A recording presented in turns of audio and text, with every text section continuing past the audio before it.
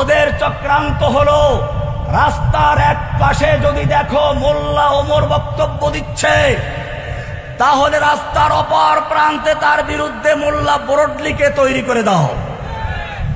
রাস্তার এক পাশে যদি দেখো জসিমউদ্দিন রহমানী লেকচার দিচ্ছে, রাস্তার অপর পাশে ফরিদউদ্দিন মাসুদদেরকে দাঁড় করিয়ে দাও। কারণ আমি মনে করি এই মুহূর্তে বাংলাদেশের সবচেয়ে বিতর্কিত ব্যক্তিটি হচ্ছেন ফরিদউদ্দিন মাসুদ সাহেব।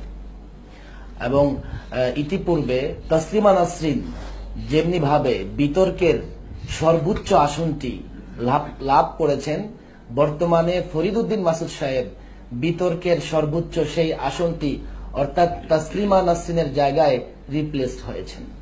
আর তাদের এই প্রত্যেকটা অপকর্মকে বৈধতা দেওয়ার জন্য প্রত্যেক যুগে যুগে শাসকের পাশাপাশি কিছু দরবারি আলেম, তারা হচ্ছে দরবারের কুকুর। কুকুরকে যেমনি ভাবে কিছু খাদ্য দিলে তারা লেজ ধরে একাত্মতা পোষণ করে, তাদেরকেও কিছু সুযোগ সুবিধা দিলে, কিছু অর্থ করতে দিলে তারা দরবারের পক্ষে ফতোয়া যায়।